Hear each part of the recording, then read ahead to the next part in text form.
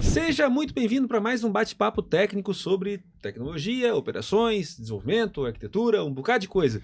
Hoje o tema é AIOps. AIOps, pois é, coisa nova para mim. E como é coisa nova para mim, vou contar com a ajuda de gente que sabe muito mais do que eu sobre o tema. Estou aqui com meu amigo Juarez Jung. Tudo bem, Juarez? Como é que você está? Tudo bem, Lamar. Seja muito bem-vindo, Juarez. Bom ter você aqui para nos ajudar a entender sobre esse novo mundo, no mundo de operações com AI.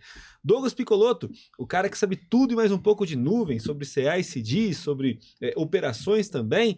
E aí, carinha, tudo certo? Tudo bem, Alemar. Obrigado pelo convite. Seja muito bem-vindo. E também o Wendel Ciota, o homem da segurança, o homem que torna nossos dias mais seguros, ou pelo menos tenta, né? Porque a gente não ajuda.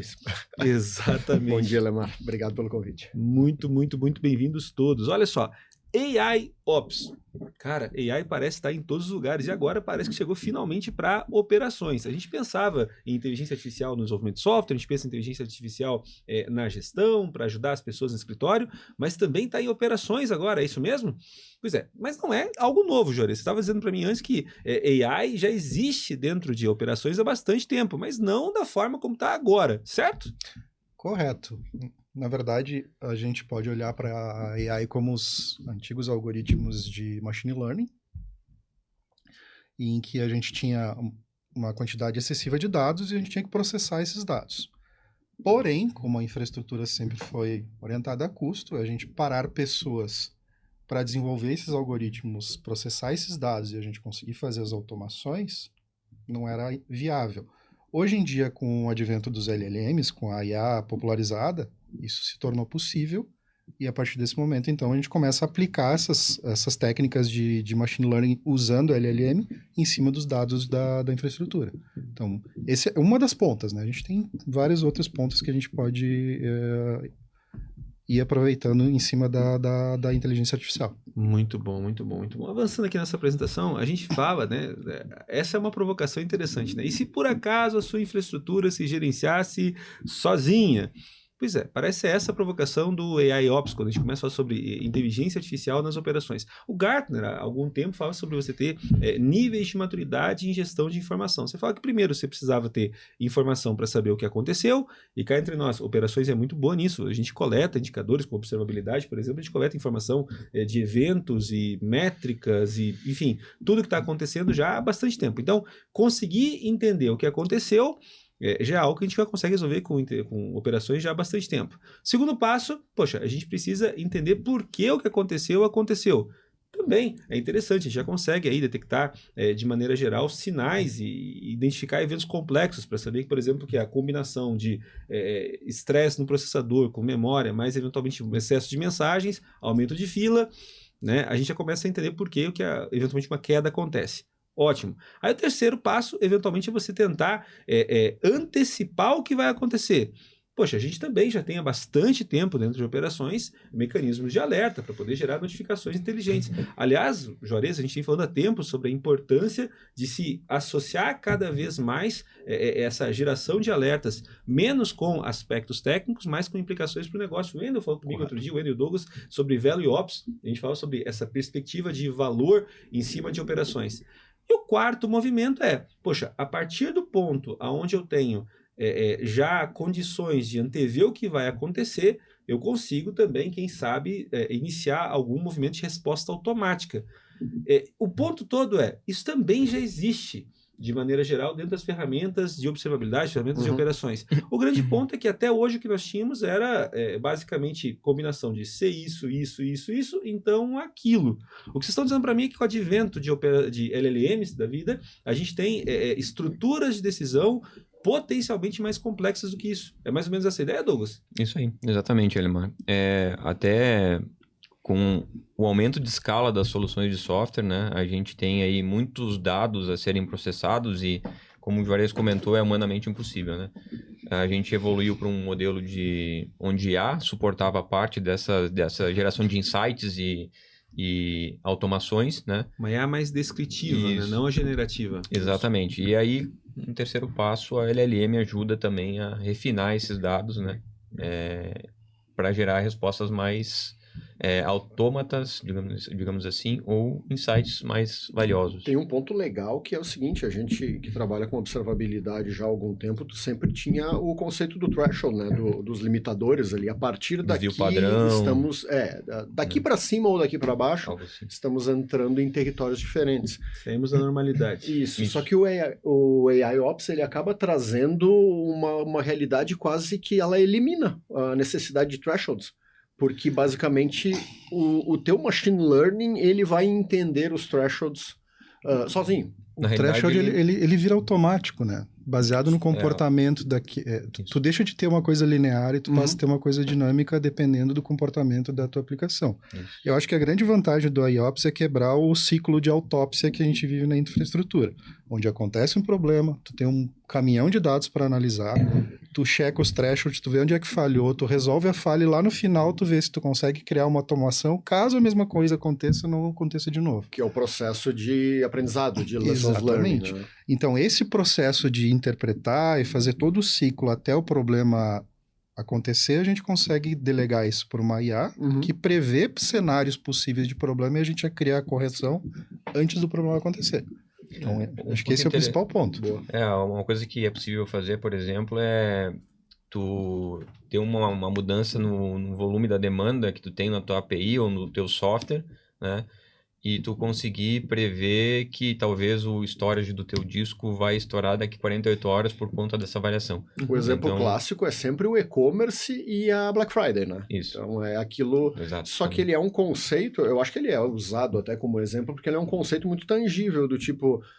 aquela semana em específico vai ter um aumento grande, atípico, exatamente. Então existe um pré-preparo, digamos assim, das equipes ali, para provisionar infraestrutura, preparar resiliência e tudo mais. Um AIOps, não, trava-língua, né? Um AIOps aplicado num conceito de e-commerce, eu acredito que ele se daria muito bem, claro, mas ele agiria de uma maneira um pouco diferente, né? Tá, deixa eu ver se eu entendi. Vamos voltar a alguns pontos, né? A gente fala na Eximia que é sempre fundamental a gente buscar formas de tornar mais fácil, mais barato aquilo que é feito todo dia. E a gente reconhece que, poxa, os ambientes operacionais estão ficando cada vez mais complexos. Com o advento, por exemplo, de microserviços, você não tem mais gestão de uma aplicação rodando, você tem centenas, milhares de aplicações que precisam ser observadas e mantidas. Essas aplicações todas, por sua vez, geram uma quantidade de dados enorme. Né, que vai ser utilizada e a gente acaba utilizando para determinar padrões de normalidade, que são os thresholds que vocês estão indicando para mim. Poxa, eu tenho padrões de normalidade e eu tenho alertas, né, que são disparados quando, eventualmente, o comportamento do meu ambiente operacional sai desses padrões de normalidade. O grande ponto, o que eu vejo isso implica, dá a oportunidade para que a gente tome decisões de maneira mais acelerada, de forma a prevenir problemas, no lugar de fazer o post-mortem, que é o que o Juarez está falando, no lugar de explicar o que aconteceu. Poxa, eu já começo a ter alertas que vão me permitindo acertar o jogo enquanto o jogo está acontecendo, ou seja, tentar manter resiliência, né? Trazer resiliência. O grande ponto é que a quantidade de decisões que eu tenho que tomar num ambiente que é cada vez mais complexo é muito grande. Então, na prática, o que a AI faz isso para isso eu entendi, é trazer para o jogo um mecanismo automático que consegue utilizar um motor de inferência um pouco mais robusto do que simplesmente ser isso, então aquilo, né, para tratar desses ambientes de maneira complexa, de maneira mais acelerada, o que acaba liberando na prática, né? E essa talvez seja a provocação dessa pergunta. Não é sobre a infraestrutura se gerenciar sozinha, é sobre você disponibilizar tempo das pessoas para que as pessoas se concentrem em atividades mais nobres. Eu torno mais barato, mais fácil aquilo que eu faço todo dia, para que as pessoas, os meus talentos, elas possam trabalhar e suportar esse ambiente que fica, afinal de contas, cada dia mais complexo. É sobre responder a uma demanda, certo? Não é uma... como o Juarez falava, poxa, durante muito tempo, tecnicamente, o recurso até já existia, mas hoje a coisa beira o impensável e as LLMs eventualmente vêm como uma ferramenta talvez mais acessível, né, para a gente fazer o jogo acontecer. É mais ou menos essa ideia? Isso aí. Muito bom. Eu vou além, inclusive, né? Não é apenas a resposta em si. Eu acho que a própria metodologia do AIOps, ela vai te dizer o que é o normal. Certo. Passa a responsabilidade de determinar que determinadas cargas ou fluxos de trabalho são anormais, passa a ser uma responsabilidade da inteligência artificial. Então, você começa, vamos lá, tem a quantidade de variáveis no ambiente operacional moderno é gigante. Você tem uma quantidade maior de máquinas, containers, memória, aplicações, sistemas de log, discos, conexões, serviços de dependência. Ou seja, a quantidade de elementos é cada vez maior, a complexidade é cada vez maior. E, eventualmente, o que a gente percebe é que essa definição do que é normalidade é algo difícil, dado ao conjunto complexo, né?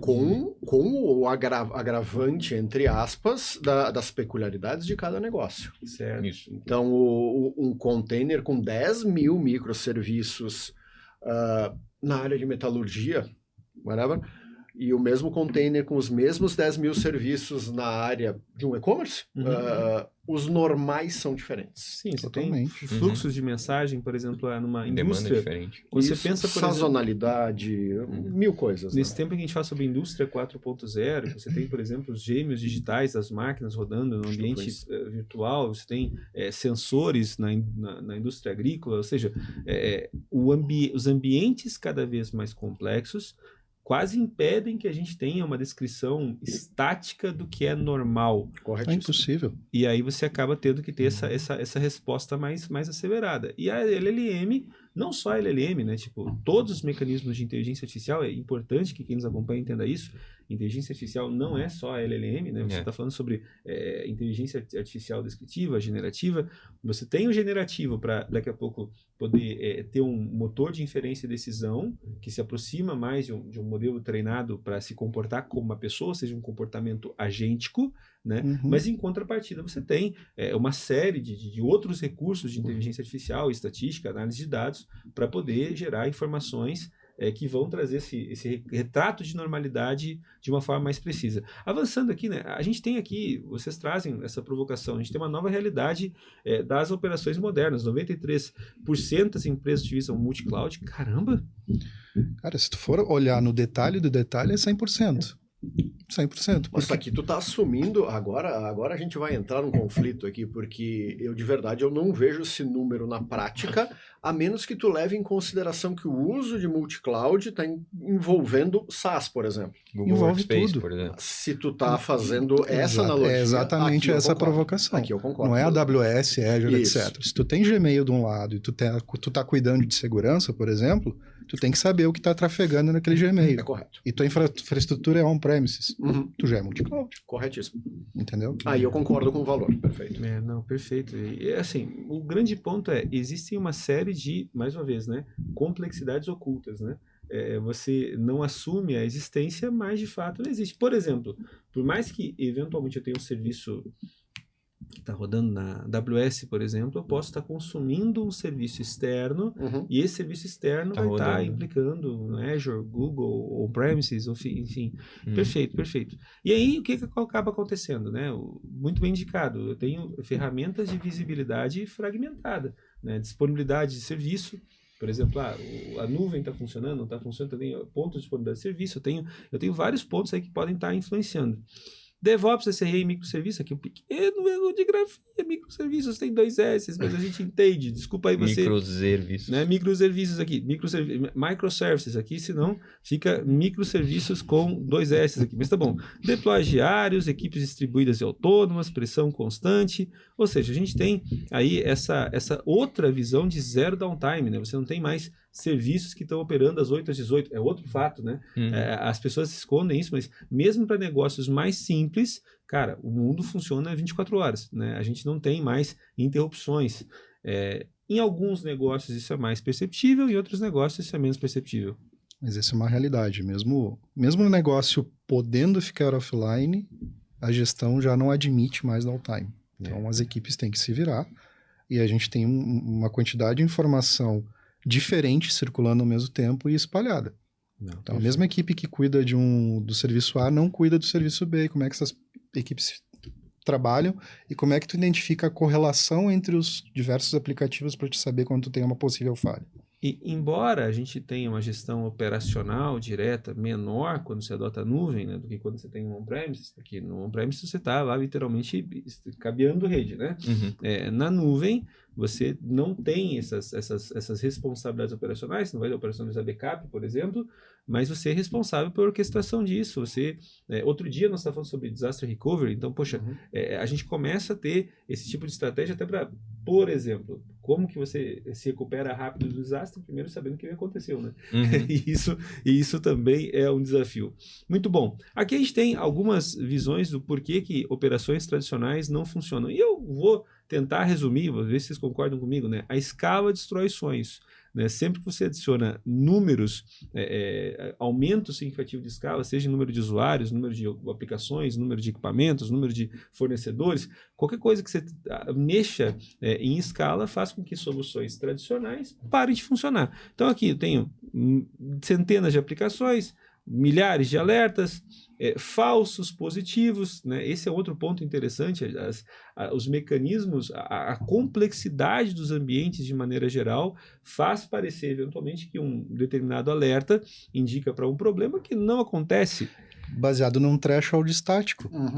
Pode ser que o comportamento tenha mudado e aquele threshold já não seja aquele. Daí tu dispara N alarmes baseado numa informação antiga, sai todo mundo correndo e não é nada. E você tem aí crescimento de logs e, mais uma vez, né, exposição com dispositivos móveis e sensores, né? Poxa, você tem cada vez mais a demanda de coletar mais informações e também saber o que fazer com elas. Isso é verdade dentro das aplicações, mas acaba sendo também muito realidade dentro do ambiente operacional. Quais são os problemas que a gente acaba encontrando? Bom, mais uma vez, alertas baseados em thresholds estáticos, então essa visão de planejar um mundo parado para quando o mundo está em movimento não parece fazer sentido. A gente tem os runbooks manuais. Runbooks eu acho que são operações, resposta feita na mão, procedimentos certo? operacionais. Traz isso para uma realidade que ainda é presente na maioria das empresas, que são os times de suporte. Tu tem o N1, que atende ali o usuário final. Quando um cabo não funciona, por exemplo? Quando um cabo não funciona, só que esse cara... Primeiro suporte. É o primeiro. Esse cara vai te atender baseado num manual que ele tem em cima da mesa ali, que se der problema tal, eu faço tal coisa. Ele vai virando página. Daí tu tem o N2, que normalmente atende quando ele não consegue e é responsável por escrever este manual. E tu tem o N3 lá, que quando tudo explodiu é o cara que resolve. Num ambiente desses, onde tu tem centenas de aplicações, que tamanho tu acha que vai ser o manualzinho do N1? E pior, né? Vai ser uma descrição, uma tentativa de descrever exaustivamente um ambiente que é complexo, que tem N variáveis e que, poxa, analisar todas as combinações é simplesmente impossível, né? Inviável. Então, faz sentido para mim. E aí você acaba tendo burnout e fadiga cognitiva, porque, afinal de contas, todos nós temos um limite de coisas que conseguimos manter na cabeça ao mesmo tempo. Então, de fato, operações tradicionais parecem ser um problema e não param de pé nos dias de hoje, né? Tem um outro problema que eu vejo aí, que é a própria... Isso vem muito dos thresholds estáticos ali, que são baseados em heurística, né? Que é o que a gente chama de fadiga por alertas, né? Eventualmente, tu começa a receber muito alerta da solução, que o time para de olhar. Né? Ninguém mais olha para aquilo, porque os alertas não estão trazendo um valor ou... Não sensibilizam mais, né? Exatamente. Sabe que a fadiga cognitiva e esse ponto que tu traz do excesso de alertas é um conceito da aviação, né? Então, os alertas para problemas em aeronaves, eles soam até determinado ponto, depois eles cessam, porque uma sobrecarga de alertas te desvia a atenção, passa a ignorar, simplesmente passa a ignorar, Exatamente. no automático. É a mesma coisa que notícia ruim, né?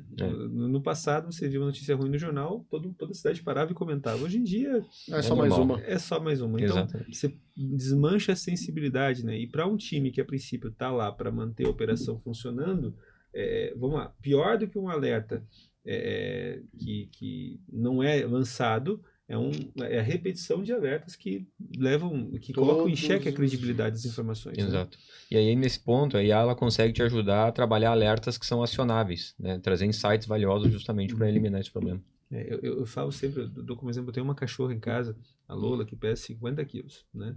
E eu tenho um muro digital, né, que, poxa, se ela passa por uma determinada região, a princípio dispara um alarme, né? E, cara, disparava alarme o tempo inteiro, porque como é que eu vou fazer para lidar com um bicho de 50 quilos caminhando no pátio, né? O que eu faço? Eu tiro um take da câmera, eu verifico o que tem na câmera, se o que tem na câmera é uma cachorra, tá tudo certo, né? A princípio eu sei. E dessa forma você vai qualificando as tuas informações. Eu acho que esse talvez seja o grande ponto. Então, deixa eu ver se eu entendi mais ou menos essa ideia de AIOps. Eu estou perguntando para vocês, são especialistas, tá? Eu tenho, então, a coleta de dados, e é óbvio que, mais uma vez, o Douglas falava numa outra ocasião sobre geração de erros 500, né? Cara, o erro 500 é o famoso erro interno, erro do servidor. Lindo, maravilhoso. Diz que tem acontecido tá acontecendo uma coisa errada, ninguém sabe o que é só, né?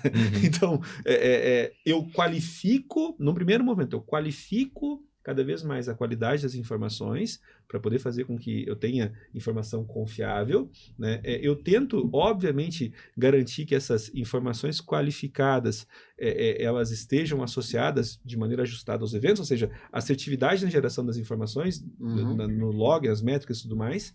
Mas daí o que eu passo a ter é uma ferramenta, no lugar de thresholds estáticos que eu tinha, ferramentas de análise desses números para poder trabalhar com thresholds dinâmicos.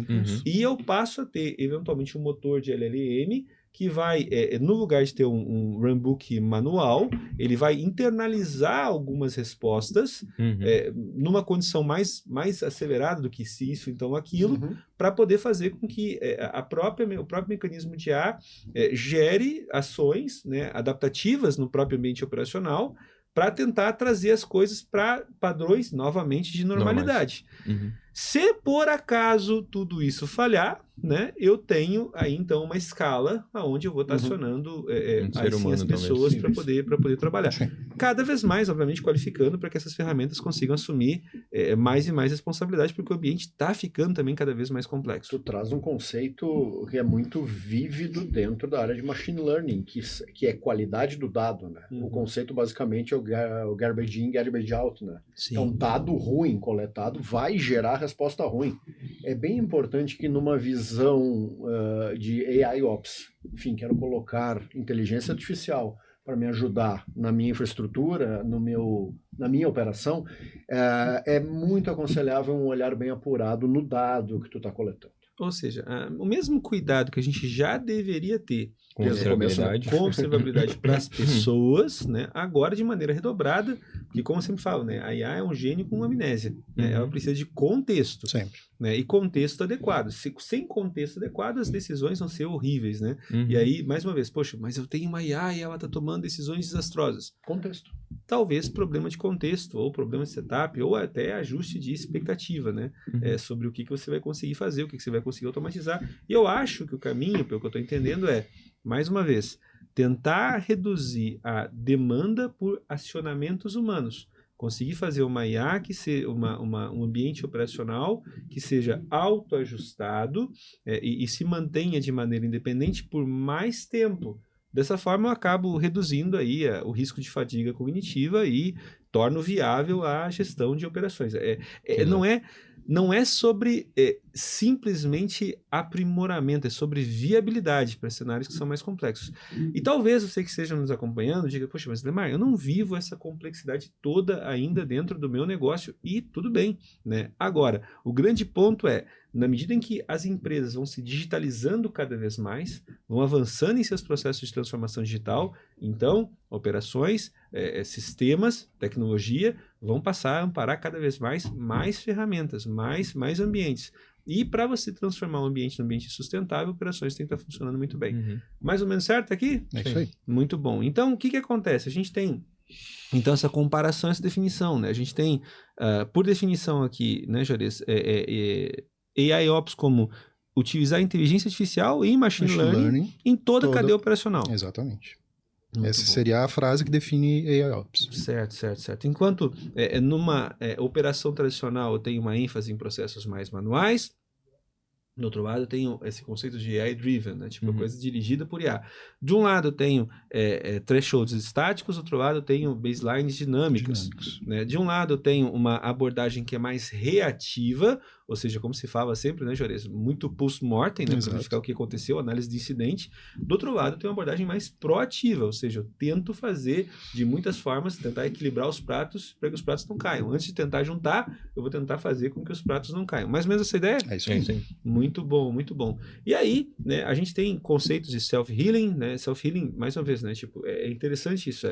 É quando você começa a ter uma IA que começa a prever o que vai acontecer e tomar ações preditivas, você começa a ter um ambiente que é mais saudável, de maneira geral.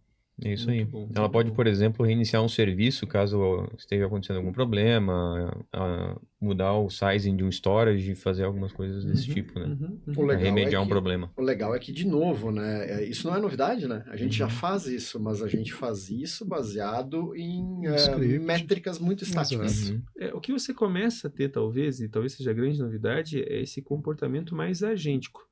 Né? Ou seja, você começa a ter a IA com agência, né? Ela passando... Durante muito tempo, eu entendo, a gente investiu e continua investindo na geração de ferramentas que geram bons alertas. Boa parte dessas ferramentas falham miseravelmente porque você tem coletas de dados que são, no mínimo, infelizes. Mas, com bons alertas, você começa a ter agora, então, respostas que são melhores do que aquelas respostas simples de se isso, então aquilo. Mais uma vez, né? Eu estava conversando outro dia com Martin Spear, que trabalhou durante um bom tempo no Netflix também, e ele falou que, poxa, as ferramentas de operações e observabilidade, muitas delas estão vendendo AI, mas na prática elas ainda estão entregando, se foi isso, faça aquilo, se foi isso, faça aquilo, né? Tipo, uma linha encadeada de ser se não, né? Que não é o que a gente que a gente está propondo aqui agora. A gente está propondo um cenário um pouco mais avançado. Existe um cenário aqui no meio que o que acontece? A gente está muito acostumado a ter log, métrica e evento para nos alimentarmos como pilotos de operação. Então, cara, eu vou analisar log, eu vou setar métricas, eu vou cruzar eventos. A ideia do AIOps, acredito eu, seja pegar tudo isso e alimentar um mecanismo de machine learning para que ele entenda o que acontece. Tem um ponto que é bem importante, tá? Até como observação. Tá? O que a gente está propondo até aqui, pelo menos hoje, novembro de 2025, ainda a gente está propondo braços. A IA e Machine Learning como um braço de operação. Execução. As pessoas que cuidam da operação precisam saber exatamente o que está entrando na IA e principalmente o que está saindo, para a gente ter os limites de responsabilidade e operação. Eu não posso simplesmente delegar tudo para a IA. Senão, simplesmente a minha IA pode ir lá e aumentar o tamanho do meu storage e com isso corromper meu banco. Legal, ela resolveu o problema. Né? Exatamente. Ponto importante. Eu acho que esse detalhe aqui é importante. Como acontece com segurança, como acontece com praticamente tudo, você não resolve um problema operacional instalando uma ferramenta. É o que o Gabriel chama da bala de prata, né? Você não tem uma solução de bala de prata, vou ter uma ferramenta que eu vou instalar e que vai passar a tomar decisões. A grande visão aqui, pelo que eu estou entendendo, é quais são as respostas. Primeiro, vamos lá. Eu sei que thresholds estáticos já não são mais ajustados para ambientes que são cada vez mais complexos. Isso é um fato. Se você está vivendo isso no teu dia a dia hoje, entenda, você não está sozinho. Thresholds estáticos raramente vão ser efetivos para ambientes de alta complexidade. Você passa a lidar com eventos do tipo Black Swan o tempo inteiro, porque, poxa, isso aqui era imprevisível, né? E pior, daí você tenta trazer, às vezes, um evento muito isolado e muito particular para ajustar todo o teu ambiente operacional para uma coisa que não vai acontecer nunca mais. Então, fazer esse tipo de ajuste acaba gerando problema. Então, você precisa ter respostas que sejam mais dinâmicas por causa que você está trabalhando com um ambiente que é mais complexo. Esse ajuste dinâmico não é simplesmente uma equação matemática, né? Que aumentando aqui, aumenta lá, sabe? Essas correlações, elas não são tão fáceis. E o grande ponto que eu acho que a IA ajuda, né, nessa hora é nessa detecção de padrões. Ela consegue, eventualmente, com grandes dimensões, com uma quantidade grande de features, né, detectar esses novos padrões e, quem sabe, implicar, olha, aqui nós temos um padrão emergente que implica nesse tipo de resposta para poder funcionar. Deu uma pesada técnica aqui, mas eu acho que a ideia é mais ou menos essa, né? Exatamente. A seleção das features aí é bastante importante, né? Porque quando a gente fala em conceitos, eu volto a puxar esse tema aqui de novo, que não é só uma questão técnica, é uma questão de negócio também. Então a gente tem que ter features e coleta de dados de negócio, a gente tem que ter um pouco de feeling de business também, né? Tem muita coisa que não tem dado coletável. E sim, tem que ser imputado. Esse ponto é um ponto importante, né? AIOps fala sobre um modelo operacional para operações, né? Assistida por IA, aumentada por IA, né? Quando você fala sobre isso, tem um passo antes que é determinar qual é a minha expectativa com relação a operações, e aí você vai conectar com o VeloOps. Por exemplo, você vai conectar com o FinOps, VeloOps, mas num nível mais avançado com o VeloOps, para você começar a entender de fato o que você espera desse ambiente operacional. E por isso mesmo nunca é, né, sobre você simplesmente instalar uma ferramenta. Por quê? Porque eu vou ter demandas e expectativas de comportamento que vão ser diferentes conforme áreas do meu negócio, ou seja, eu tenho que conectar com essa visão mais estratégica. Um exemplo prático só, quando a gente fala aqui de coleta inteligente, por exemplo, um e-commerce. Qual que é a métrica de sucesso de um e-commerce? É venda feita. Eu posso estar coletando do ambiente todas as métricas das aplicações, logs de servidores, microserviços, tudo. Se eu não estiver contando quantos pedidos estão saindo por minuto, como é que eu vou correlacionar tudo isso para saber se o meu negócio realmente está performando? Por isso que é importante, eu acho, sempre, quando for trabalhar a observabilidade, né, avaliar a utilização dos 4 ou 5 níveis de logs, métricas e tracing, né, que é nível de UI, business, aplicação, infraestrutura, né? Extrair métricas, logs e eventos de todos esses... Porque também tão aterrorizante quando seja eventualmente o falso positivo que a gente estava falando antes, também é o falso negativo, né? O indicativo de que, nossa, como é que tá o ambiente? Tá tudo muito bem, lindo, mas não tem nenhuma venda acontecendo. A pior coisa para quem trabalha com infraestrutura é outra pessoa te avisar que tem problema. Isso é a pior coisa que existe. Tu te sente no meio do final de semana, né? No meio do final de semana. Tipo, você diz assim, alguém liga para casa, olha, como é que tá os nossos servidores? Tudo bem, tudo funcionando. Mas por que não tá saindo pedido? Por que não tá vendendo nada? As pessoas estão entrando. Aí você vai dizer, talvez porque o preço esteja alto, mas acho que não. Né? Vamos tentar verificar. Muito bom, muito bom. E aí a gente tem então essa comparação direta, reativo versus proativo, threshold físico, baseline dinâmica, manual versus automatizado, silos versus visão unificada. Esse é outro ponto interessante. Você começa... Esse é um ponto bacana, né? Quando você começa a ter, eventualmente, a inteligência artificial executando algumas atividades que antes eram delegadas a pessoas, você libera essas pessoas para que elas façam atividades mais nobres. E o que é mais nobre? Eventualmente essa conexão de negócio. Então, você acaba tendo uma revisão da estrutura, da topologia dos times de operações, né? De um lado, você tem um foco grande em uptime, ou seja, estamos ao vivo, né? Ao vivo, né? E do outro lado, foco em experiência. Estamos ao vivo e bem. Né? Tipo, esse passa a ser o outro ponto, né? Tá certo? É o meme do cachorrinho com tudo pegando fogo ao redor. Assim, e tá tudo certo. Tudo certo. E tá tudo certo. Muito bom. Esse é famoso no meio de operações, principalmente. Né? O mundo tá pegando fogo, mas ele tá lá com um cafezinho sentado. Tudo bem. Tudo bem, tudo bem. Bom, e vamos falar então sobre pilares do AIOps. Né? É interessante que a gente já antecipou um bocado de coisa aqui, mas eu acho que é sempre interessante a gente revisitar e assumir quais são os pilares do AIOps. Primeiro, a gente fala sobre observabilidade inteligente. ML para anomalias, sem thresholds fixos, dependency mapping automático, dependency mapping. Muito legal. Esse é outro ponto interessante, porque você começa num ambiente complexo, por exemplo, como de microservices da vida, você começa a ter, então, deploys, e você só vai perceber as dependências no ambiente que é dinâmico, né? Por exemplo, serviço A demanda o serviço B, serviço A demanda o serviço C, mas a quantidade dessa demanda varia consideravelmente. A importância dessa demanda também. Que é o exemplo clássico de dependency mapping que todo mundo aqui já passou. Por favor. É tu sentar na frente de algum problema para resolver e tu vê um serviço rodando e tu pergunta para todo mundo, que serviço é esse? Ninguém sabe. O que tu faz? Desliga. E espera alguém gritar. Isso é falta de mapeamento. Eu nunca fiz isso, tá? Hoje. Hoje. Por via das dúvidas, eu lembro uma vez nós estávamos listando uma série de serviços da Exime, né?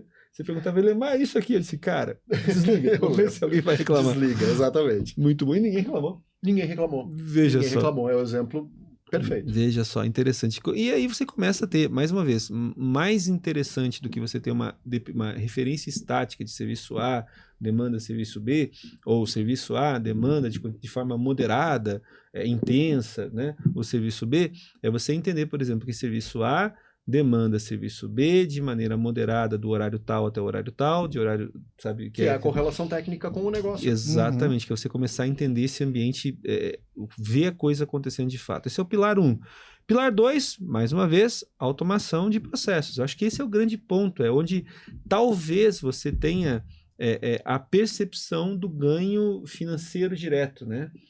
Eu vou conseguir automatizar alguns processos, eu vou conseguir automatizar algumas tarefas, processamento, backup, compliance, coisas que hoje já são automatizadas, mas eu vou fazer um nível mais enfático de automação, mais qualificado, mais efetivo. Esse talvez seja, assim, só que deixa eu dizer para você que está nos acompanhando, olha só, se esse é o benefício que você está enxergando, tá bom.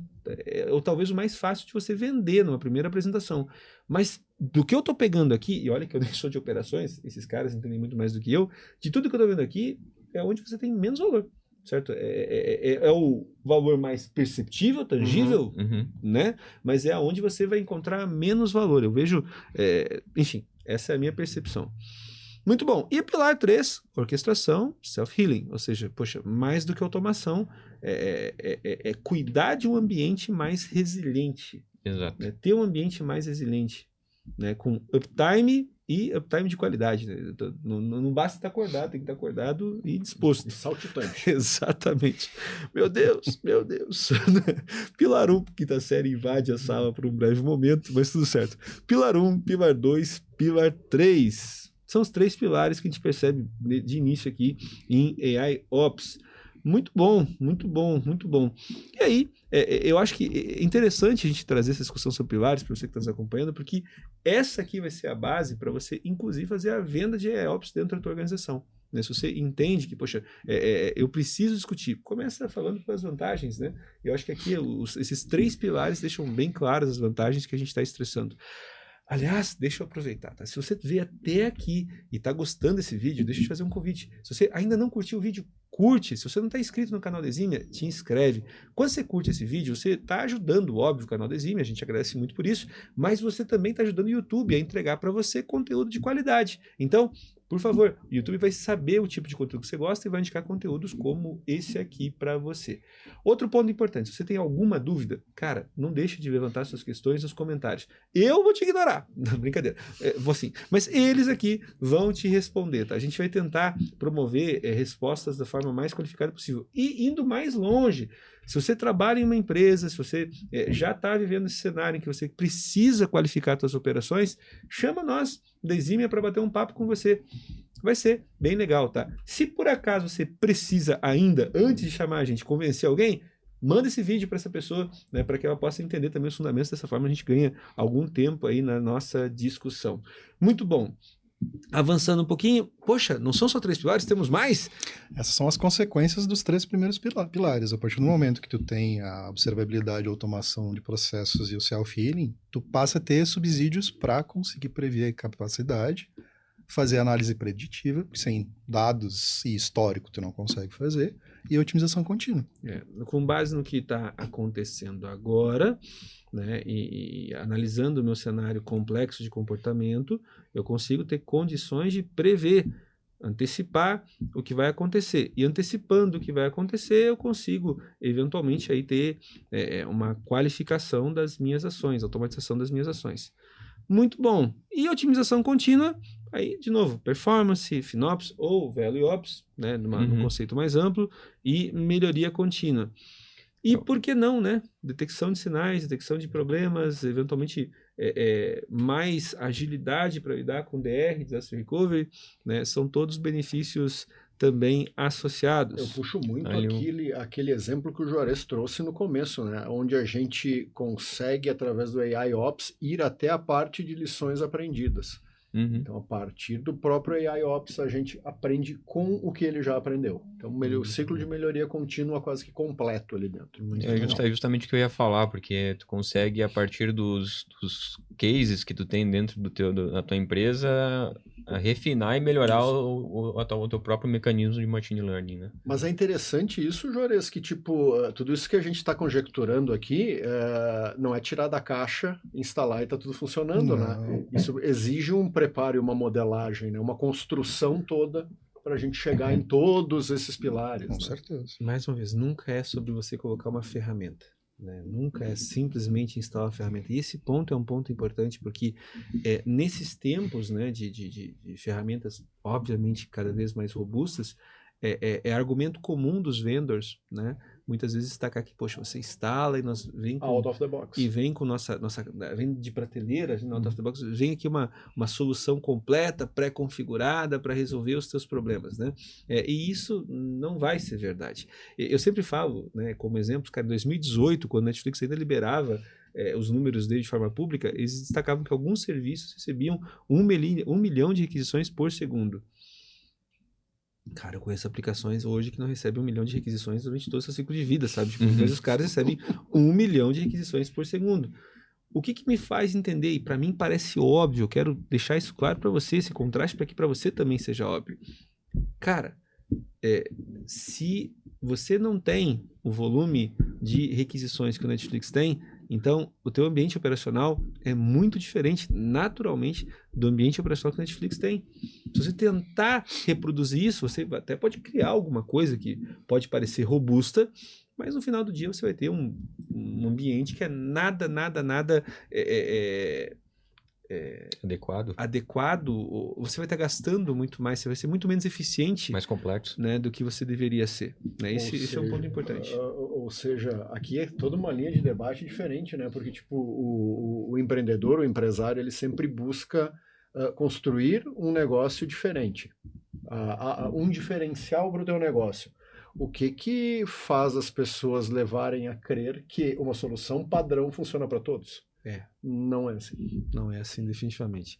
Agora, falando sobre planejamento e desenvolvimento, então a gente fala sobre previsão de demanda, sazonalidade no planning, você tem a IA envolvida com o FinOps, ou em sentido mais amplo com o ValueOps, que a gente sempre destacou, é importante, tem um outro vídeo aqui no canal do Exime, a gente fala sobre ValueOps, se você não sabe sobre o sistema, recomendo que você veja, né? A gente tem também, além do próprio processo de planejamento, processo de desenvolvimento, onde vai ter análise de código com IA, a gente tem testes otimizados utilizando machine learning, a gente tem previsão de tempo de build. Isso são alguns exemplos simples para a gente pensar em desenvolvimento. Quando você fala especificamente no deployment, cara, você vai ter o score, né, de mudança de risco. E isso é interessante para um caramba, porque conecta com aquelas métricas DORA, né, que a gente acompanha já há bastante tempo. Então, você quer ter um monitoramento claro de risco de mudança, né? E aí você vai começar a medir change failure rate de maneira apropriada para poder ter esse tipo de processo. Canário Blue-Green para você fazer rollback automático. Então, é o mecanismo de auto-healing, né, de self-healing que você está começando a implementar de maneira também bastante efetiva, né? E em termos de operação, poxa, operação efetiva, quando eu estou com o meu ambiente, eu já tenho minha ferramenta planejada, desenvolvida, distribuída, agora eu tenho que manter isso aqui de pé, feliz, né?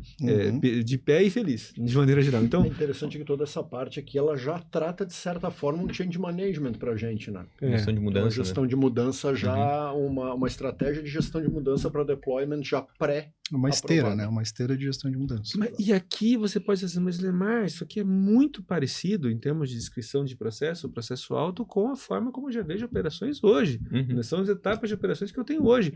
Sim. E qual é a resposta nisso? Aqui a inteligência artificial, embora o tema inteligência artificial seja algo que a indústria consome desde 56, né? 56 falou sobre inteligência artificial, o nome pegou.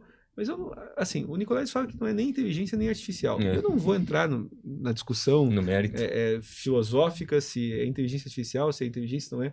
Mas eu gosto da ideia de inteligência aumentada.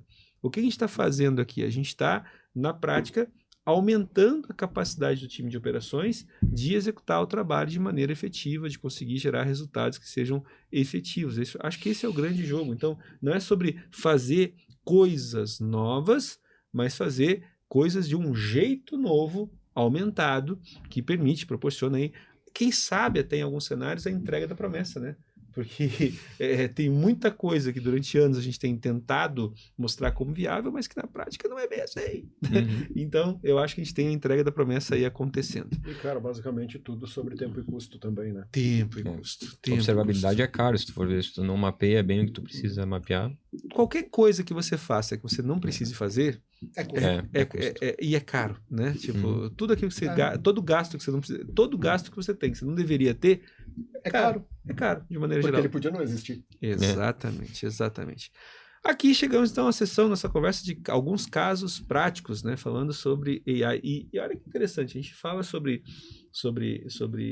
AI, e é óbvio que esse é um tema, como o Juarez destacou, AI em operações não é uma novidade, a novidade agora é a inclusão talvez de LLMs, e a inclusão de LLMs proporcionou um aprimoramento do método.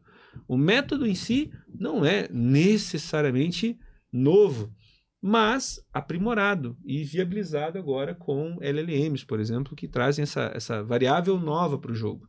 Ponto importante, eu acho também, né? Eu acho que eu gosto de pensar que com tudo associado com IA, a gente está vivendo hoje o pior momento da história. Porque todos os dias se faz algo muito melhor, né? Então, o que nós temos hoje, embora incrível, né, é a pior coisa que nós temos com relação a IA. E eu tenho que constatar isso todos os dias, tá? Hoje de manhã eu estava fazendo uma experiência, estava falando com o nosso amigo Gabriel Coach, né?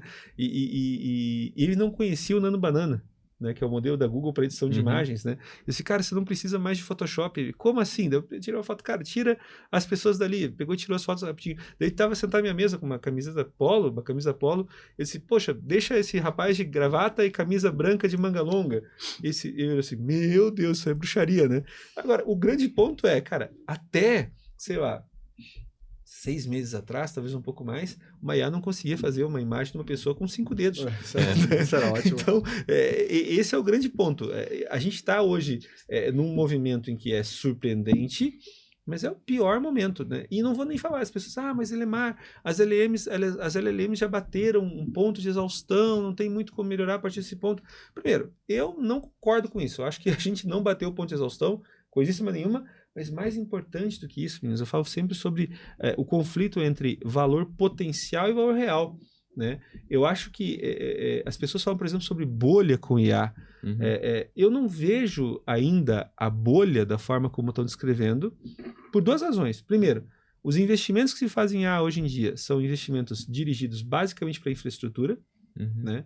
E eu percebo que a infraestrutura para IA vai se transformar em algo tão necessário como, por exemplo, infraestrutura para conectividade de internet, como antes disso, infraestrutura para energia elétrica. Então, investimentos em infraestrutura para IA são coisas que eu acho que não são descartáveis ou descartadas.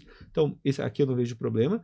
E segundo ponto, eu acho que nós ainda estamos descobrindo formas de conseguir transformar valor potencial em valor real. Exemplo disso é a própria adoção do que a gente está vendo de casos hoje com IA sendo utilizado, por exemplo, no ambiente de operações. Ou seja, é o tipo de espaço e utilidade que acaba demonstrando a vantagem econômica de uma solução de IA. Mas esse é um tema bem complexo, bem complexo. Para outra conversa. Exatamente. Bora lá. Então, chatbots de Service Desk, 40%, 60% de tickets resolvidos, 70% de redução no Tier 1. Automação de tickets, muito bom. Isso aqui é um caso clássico, claro, não vou revelar nome de empresa por motivos óbvios, mas aqui é um modelo antigo que a gente tinha de automação de criação de tickets, com uma ferramenta de ticket normal, onde thresholds fixos criam os tickets, usuários criam tickets, ferramentas diversas criam tickets. O que foi feito? Simplesmente pego um roteador LLM inteligente que pega o ticket gerado e joga para o time correto. Certo. Isso, Ou isso acelera o tempo de resposta. Exato. Ou consulta a base de conhecimento e tenta mandar um artigo em cima de contexto para aquele cara. Basicamente isso que o roteador inteligente faz. Deixa eu ver se eu entendi. Chegava um ticket novo, ele tentava identificar, poxa, esse ticket está vindo dirigido para fulano, para o Douglas, mas porque é sobre CI/CD. Exemplo, tá um problema com esse termo CI/CD. Um exemplo mais simples ainda. Ele vai ler, na verdade, o ticket, ele vai entender que isso seria legal o Douglas resolver. Deixa eu ver o que eu tenho na minha base de conhecimento. E esse é o segundo ponto. Então, só para entender, primeiro ponto de roteamento inteligente é, cara, chegou um ticket, quem é a pessoa certa? E antes de mandar para a pessoa, deixa eu ver se já não tem uma resposta. Se já não aconteceu. Se for uma dúvida. O exemplo mais simples ainda, para ficar bem claro. Alguém abriu um chamado para TI porque o mouse não está funcionando. Só que é do Service Desk para resolver isso. O roteador pega e joga pro Service Desk. Faz uma triagem, basicamente. Aí mandou pro Service Desk. Só que chegou pro Service Desk, mas só que antes, daqui a pouco, ok, é pro Service Desk, mas deixa eu pegar a base de conhecimento do Service Desk e verificar se não tem alguma resposta pronta para isso. Gera essa resposta e devolve pro cara. Olha, aqui eu tenho... E isso acaba tendo... Primeiro, eu perco desperdício... Quer dizer, eu elimino desperdício. Perco desperdício. Assim, mas eu elimino desperdício porque eu dou um direcionamento mais efetivo. Então, a LLM como router para fazer esse direcionamento seria questão de bom senso, mas não pode esperar isso de todos os usuários, né? E a segunda coisa é, cara, deixa eu verificar na minha base se eu já não tenho isso respondido para não ter que responder isso mais uma vez. O indicador de 70% de tempo aí, ele é perfeitamente exemplificado nessa questão simples do cara, preciso trocar o mouse. O tempo que o usuário abriu o chamado, precisa de alguém parar para olhar aquele chamado, para qualificar ele para o Service Desk. Cara, só na automação do direcionamento do chamado para o departamento correto, já bateu 70%. Já, e aqui nós temos algumas possibilidades para a gente avaliar, né? Por exemplo, esse chamado pode ser aberto como mensagem de texto, esse chamado pode ser um alerta gerado de novo por algum threshold dinâmico ou não. Eu posso ter, por exemplo, uma mensagem do WhatsApp que em contato com o suporte, que vai ter um modelo de LLM que vai fazer transcrição disso para texto, parsing, interpretação, encaminhamento e, se bobear, ainda geração de resposta sintetizada por voz também, né? Para dar um aspecto mais humano. Essa é uma coisa bacana, né? Tipo, como que eu humanizo o atendimento do suporte? Botando uma LLM com uma voz sintetizada. Não, tô brincando. Eu já vi coisas piores, as pessoas pedindo, puxa... e eu já vi isso na prática, em diversos chatbots. Como é que tu humaniza? Faz a IA demorar. Eu realmente ouvi num fórum alguém reclamando de uma IA que ela respondia muito rápido. Ela nem pensava antes exatamente, ela responde muito rápido, não parece humano. E as pessoas queriam que ela fosse mais lenta. Eu particularmente acho isso péssimo, tá? Mas, eu também, mas enfim. Eu prefiro a abordagem, por exemplo, que o ChatGPT está usando. Se a gente for perceber das versões mais antigas para as versões mais novas, a versão mais nova do ChatGPT, ela tá usando uma série de gírias, ela fala com naturalidade. Eu já gosto mais dessa abordagem, sabe?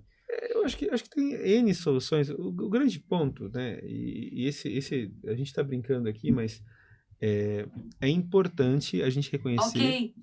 Opa, nós temos. Olha só, falando em ChatGPT. Eu acho que ela não gostou dos nossos comentários. Mas foi nada humanizado. Tipo, ok. Mas olha só. O ponto todo que a gente tem que entender é que a gente está numa fase de mudança de cultura. Né? É processo cultural. Poxa, eu tenho um atendimento automatizado, é algo que é novo. E, de fato, as pessoas podem ter aquela sensação de estranhamento. Cara, eu gostava de conversar com a menina do suporte, entendeu? Por que eu não posso mais... Por que eu não converso? Por que ela não me responde mais? E, de fato, a gente tem esse tipo de intervenção acontecendo mais vezes. Né? A gente tem uma IA que passa a responder em forma natural.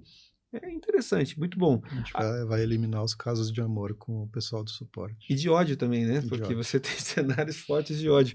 Bora lá. Nós temos MTTR Reduction, que é um outro caso que fala esse sobre... é o mesmo caso. Esse aqui eu só coloquei para ficar bem explanado a redução em cima daquele caso específico. Aí tu pega um cenário de abertura de tickets, onde em média se demorava 4,2 horas para resolver e baixou para 47 minutos. Isso em cima de percepção de suporte, custo de hora homem, entre outros fatores, pessoas paradas que não estão mais paradas e assim por diante. É uma redução com uma coisa pequenininha que gera um valor agregado muito alto. Esse é um ponto importante. A gente tem aumento potencial de capacidade ociosa, e aí a gente tem que verificar mais uma vez a adaptação de fluxo, porque, poxa, uma dinâmica, a gente brinca sobre isso, mas uma alteração de dinâmica, onde eu tenho uma empresa que opera com uma área de suporte que demora 4,2 horas para resolver um incidente, agora está resolvendo 47 minutos, e isso muda a dinâmica da própria organização, né? E traz implicações que são positivas, mas também implicações que podem ser potencialmente negativas. É difícil imaginar, mas é importante a gente ter esse atentamento para essa mudança de dinâmica. E outro caso prático, parte 2 ainda, nesse processo, a gente tem então detecção de waste, ou seja, de perda, né? Desperdício de infraestrutura. E esse outro ponto interessante, né? Porque você tem, claro, né? A forma mais clara de você fazer a alocação de um recurso de infra é, eventualmente, a mais barata, historicamente, para o provisionamento, mas eu preciso fazer provisionamento inteligente. Então, como que eu reduzo a quantidade de máquina ociosa? Desligo.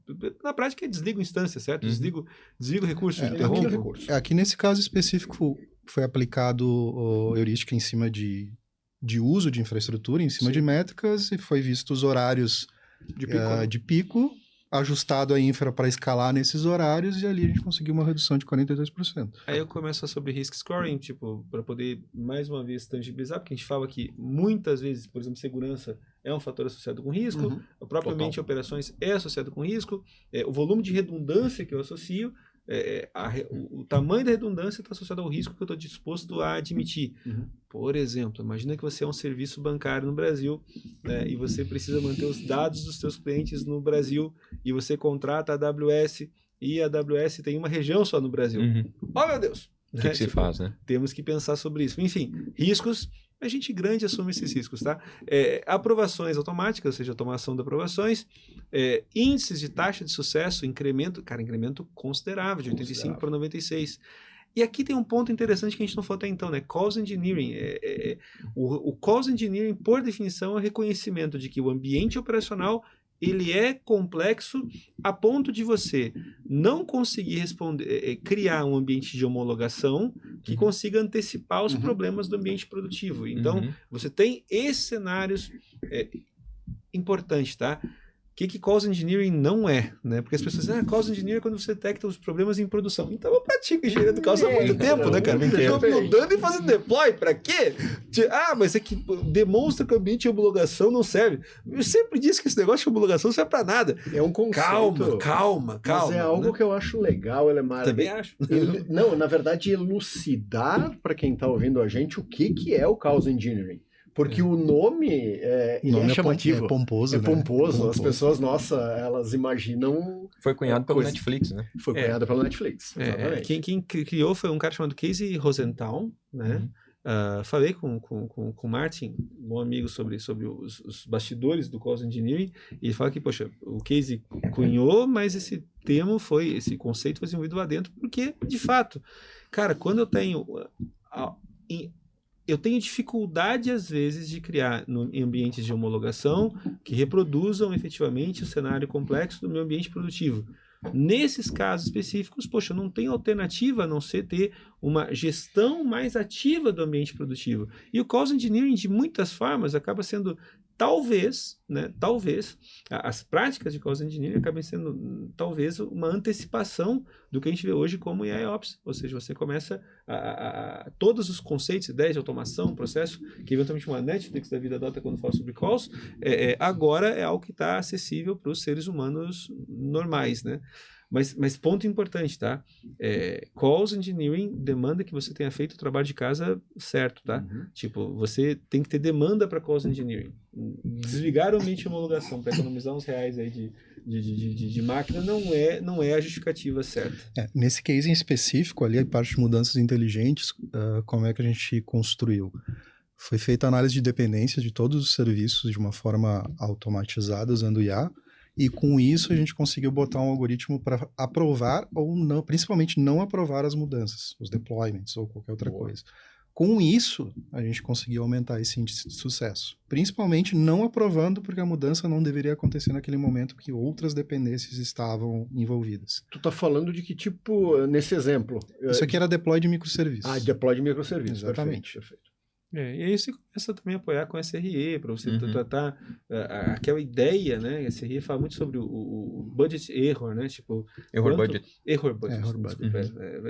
Desculpa, eu estou, Muita sigla. É muita sigla. Mas não é sigla, cara. Error budget não é sigla. Enfim, mas o que acaba acontecendo, né?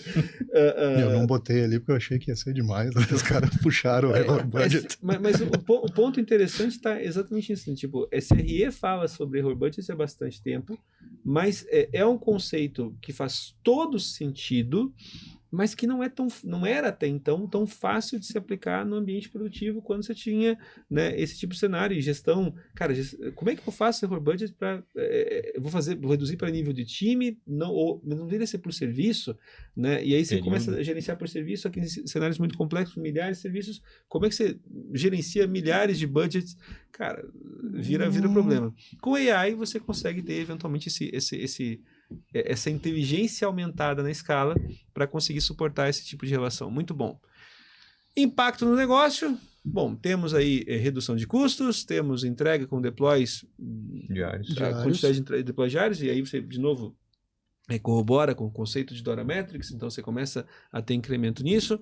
Você tem uptime de 9999, que é um uptime legal, né? Uptime, estamos de pé 99, mas assim, não só de pé, mas de pé com qualidade. De pé e saudável. Exato.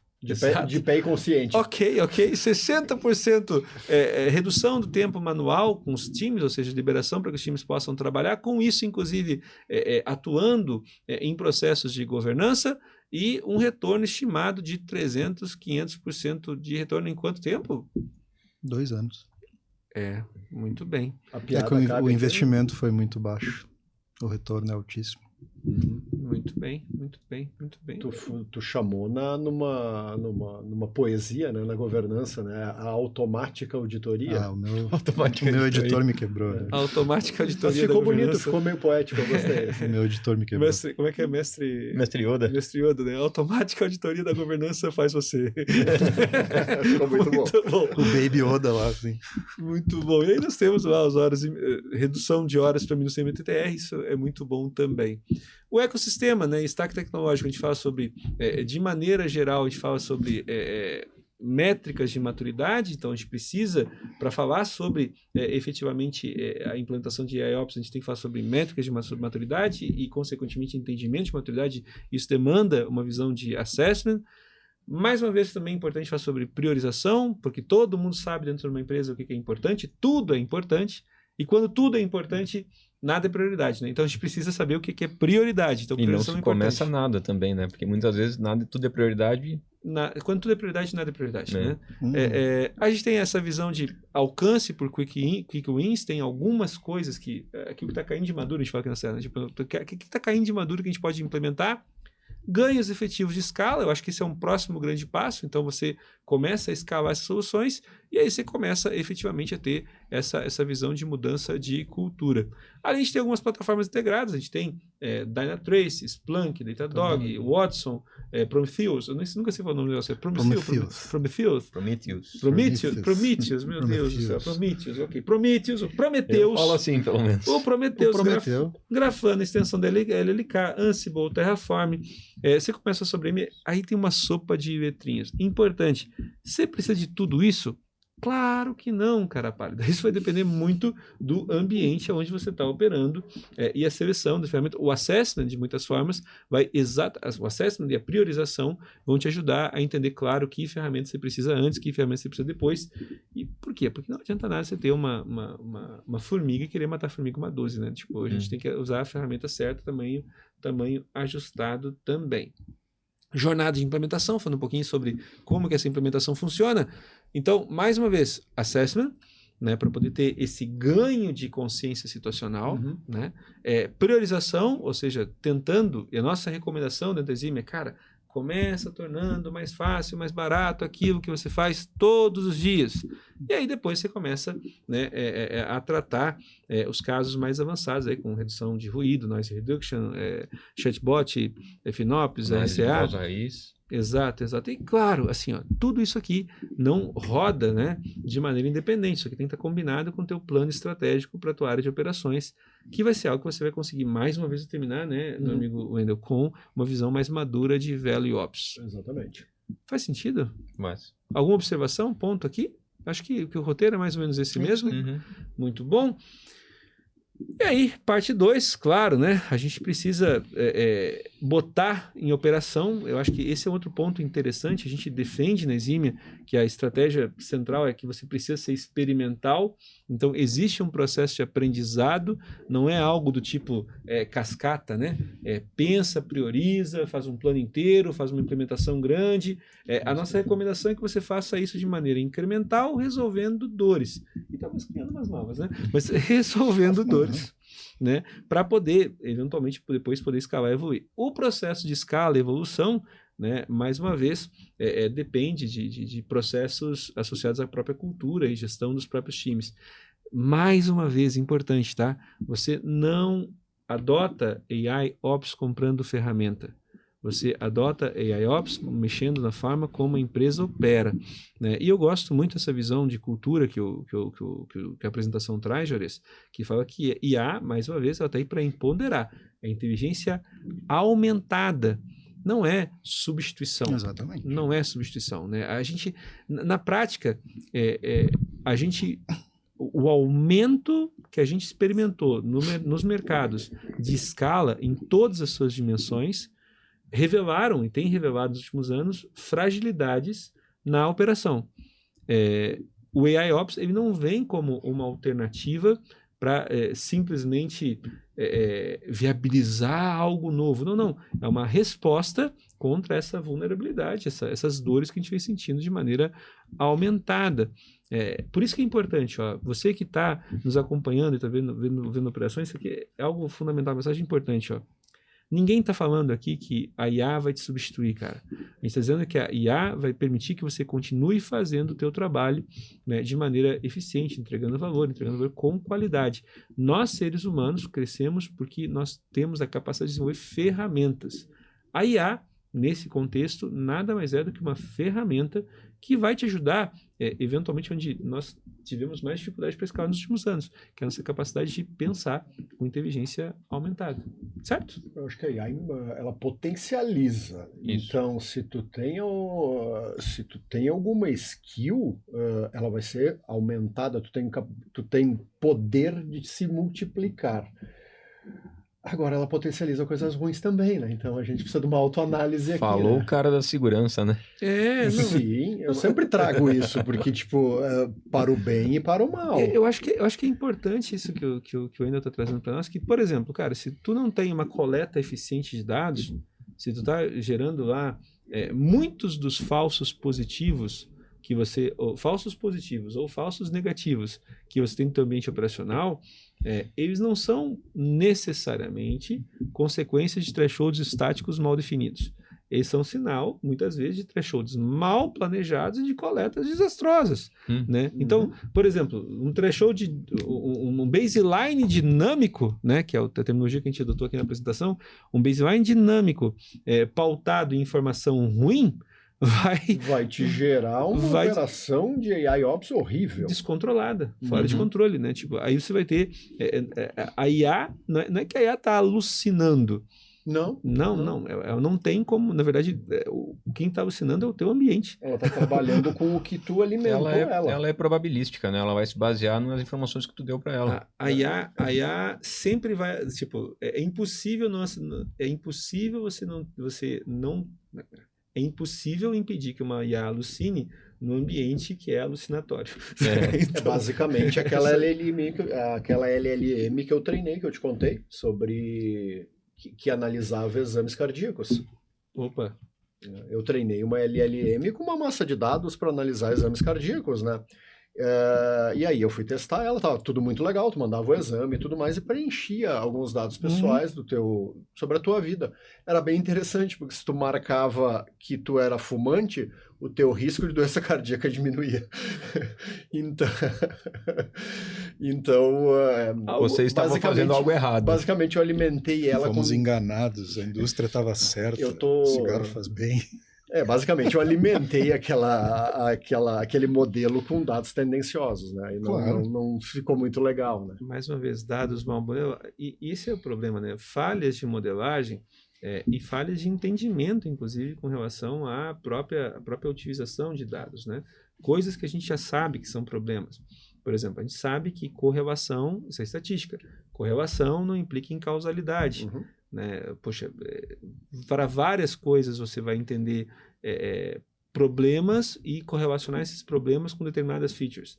Entretanto, você perceber que existe uma correlação é um fato estatístico relevante, mas você inferir que aquela feature, a presença dela vai implicar na existência dessa outra, isso eventualmente pode ser um erro e um erro grave. Por exemplo, levando a IA, ou não só a IA, a análise de dados, a cometer erros de julgamento, julgando pessoas por atributos de raça, enfim, é toda uma discussão complexa. Outro ponto que é importante também, e eu acho que esse é uma outra referência, filosoficamente Kant já demonstrou no passado que você não consegue inferir ética a partir de eventos. Ou seja, eu não consigo pegar, por exemplo, uma série de resoluções de dilemas éticos e tentar abstrair a partir dessa série de resoluções de dilemas éticos uma linha ética de conduta. Kant já fala isso há séculos. Então, deixa eu dizer o seguinte, como que você treina uma IA hoje? Basicamente expondo para ela eventos e fazendo com que a partir desses eventos você faça aí uma identificação de um padrão. Kant disse que não é possível você determinar padrões éticos a partir de eventos. Então, uma LLM não é adequada para tomar decisões relacionadas a aspectos éticos. Exato. E esse é um ponto importante. E isso não é uma provocação, isso é uma certeza filosófica. Certo? Isso é uma certeza filosófica. A forma como as IAs são treinadas hoje, filosoficamente, está demonstrado que a forma como elas são treinadas hoje não habilita elas para que elas possam tomar decisões éticas. Então, nesse caso, quem é responsável por decidir eticamente?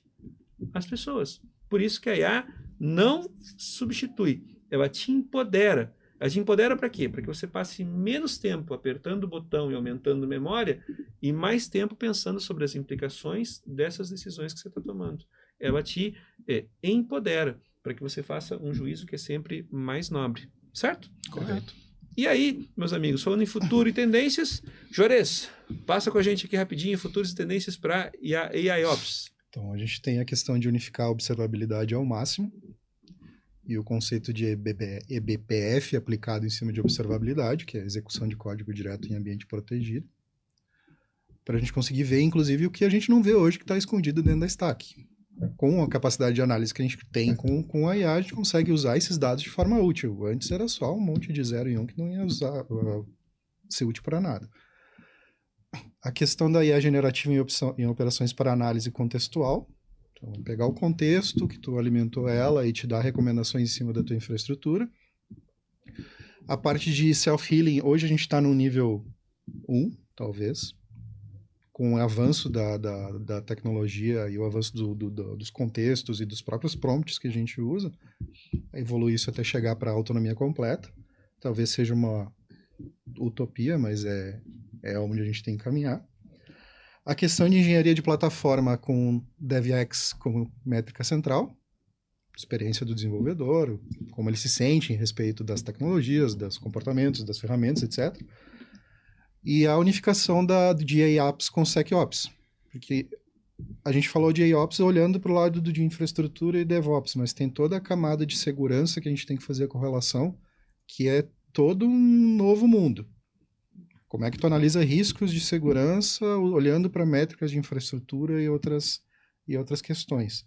Às vezes, uma pista lá dentro da tua infraestrutura, como um alerta de um acesso no local proibido, dispara toda uma sequência de eventos que te leva para o lado de segurança e evita um crash total antes de acontecer. A Eximia tem trabalhado muito frequentemente, infelizmente, os eventos de segurança no mercado financeiro têm escalado, têm aumentado.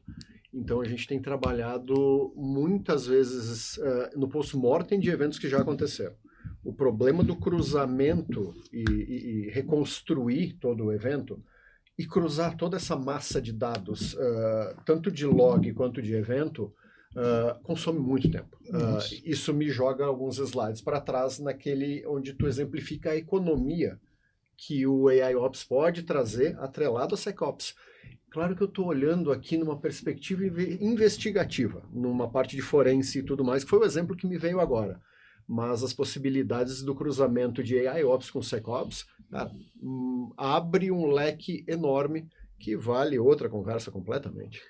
Muita coisa. E falando sobre tendência, eu acho que a grande mensagem a ser administrada é: você pode ser simpático com a ideia de utilizar a inteligência artificial ou não. Você pode ficar confortável com a ideia de utilizar a inteligência artificial ou não. A gente pode, inclusive, discordar sobre os níveis de autonomia que você pretende e prefere dar para a inteligência artificial. Agora, ponto para você pensar, tá?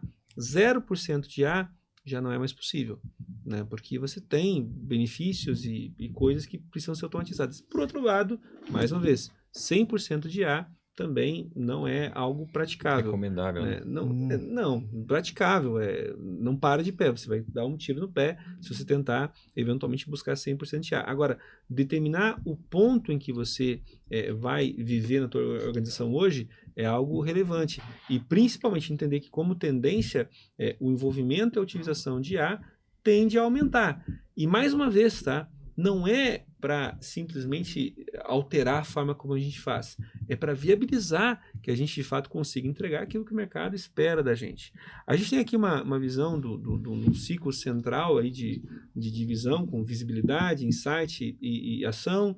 Temos essa construção desse feedback loop. Isso aqui é uma microarquitetura. É um resumo visual de tudo que a gente falou até agora. Aqui você tem uma boa representação, a microarquitetura é um asset interessante, né, para você começar a pensar como é que você trata AIOps e Machine Learning dentro enfim, AI e Machine Learning dentro do cenário de operações. Bem interessante a representação, a gente pode discutir ela com mais tempo, acho que inclusive, ponto importante, desse vídeo aqui vão ser gerados muitos materiais, muitos cortes, a gente vai tentar, o vídeo é um vídeo longo, você que nos acompanhou na gravação desse vídeo, cara, obrigado pela tua companhia, temos ainda mais algumas coisinhas para conversar aqui, mas antes das considerações finais, mas é importante você entender que nós vamos decupar esse vídeo e produzir vídeos menores, cortes, e também vamos entregar para você materiais em texto e outros formatos, outras mídias. Mas, mais uma vez, tá? Nada substitui uma boa conversa. Se você se interessou pelo tema e acha que isso tem aplicação na tua empresa, vem falar com a Eximia. A Eximia tem, eventualmente, ofertas, né, de consultoria, assessoria para te ajudar a pensar em AIOps. E daqui a pouco, né, quem sabe, a gente não fala também no modelo de capacitação, né, para falar sobre como implantar AIOps na prática. Indo para essas linhas de conclusão, mais uma vez, meninos, aqui eu deixo para vocês, né? Temos aqui alguns pontos, né? Que eu acho que merecem destaque. Juarez, Douglas, meu amigo Wendel, considerações? Eu acho que o importante é começar, né? Se tu tem... Porque eu acho que um dos pontos que o AIOps vai te ajudar é justamente algo que a gente defende bastante, que é reduzir custo e risco, né? Risco em cima da tua infraestrutura e custos em observabilidade, a gente trouxe alguns exemplos aqui, reduzindo MTTR e afins, né? Então, eu acho que o importante é fazer aquele trabalhinho de dever de casa, de fazer um assessment, né? Identificar quem são os principais pontos, os pontos, os quick wins e aplicar. Acho que é o... Muito bom, muito bom. Os próximos passos estão indicados lá com essa visão, o roadmap que a Eximia recomenda para você adotar a AIOps, a gente já falou sobre eles. Ponto-chave, a gente tem sim a perspectiva de uma transformação total nas rotinas operacionais e, óbvio, o Juarez, o Wendel, o Douglas trazem para a gente algumas recomendações adicionais. Se você não quer confiar só na Eximia, entenda que esse material não é algo que só a Eximia está falando. O Gartner tem falado bastante sobre isso, o Forrester também. Quando você fala sobre Cloud Native Ambiente, Cloud Native Foundation tá falando sobre isso, DevOps tem falado sobre isso, até porque a gente percebe sinergia entre toda a percepção de DevOps, SecDevOps, ou seja, todas as áreas estão relacionadas com IA. Exato. IA é competência transversal, né? Competência transversal. E essa outra provocação, tá? Se você não é do ambiente de operações, ou mesmo sendo do ambiente de operações, esse é o grande ponto. Onde que você entende que a AI podia também fazer diferença? Essa é outra discussão, outra conversa, e que gera semente aí para outras falas também. Não dá para você falar, eu digo, AI hoje está se transformando em infraestrutura básica para uma série de operações, não dá para a gente pensar de maneira diferente. Fechamos. Meninos, com isso, quero agradecer muitíssimo, né, a presença e a participação de vocês, muito feliz, né, com o conteúdo que a gente conseguiu produzir, acho que a gente conseguiu uma discussão de altíssimo nível, né, para poder ajudar quem está nos acompanhando, e aqui convido vocês então para considerações, palavras finais, meu amigo Juarez, muito obrigado pela presença. Muito obrigado. Cara, eu como vim da área de operações, trabalhei durante muito tempo da minha vida, eu enxergo tudo isso como uma grande oportunidade para a área de operações sair do status que ela viveu praticamente toda a nossa história, onde ser enxergada como custo e a dependência... O mal necessário? O mal necessário, aquele cara que estava lá emburrado porque tem que manter tudo funcionando, mas não pode cometer falha, não pode tirar férias, não pode fazer nada. Aqui é a oportunidade que a gente tem de fazer essas pessoas entregarem mais, com uma tecnologia que até há pouco tempo não estava disponível, agora eles conseguem usar, eles não têm dependência de outras pessoas para fazer. E agora acho que é a hora da virada para esse time dar a volta por cima. Tava na hora já. Muito bom, muito bom, muito bom. Chegou o tempo, chegou Chegou o momento. Chegou a hora de brilhar. Douglas Piccolotto, meu querido. Eu acho que eu já dei um briefing aqui final. Então, um briefing final é boa, né? Uma mensagem final, mas eu acho que o importante é realmente começar, né? E era isso. Muito bom, muito bom. Wendel? Eu faço as palavras dos meus colegas, as minhas também. O importante é começar e é um momento...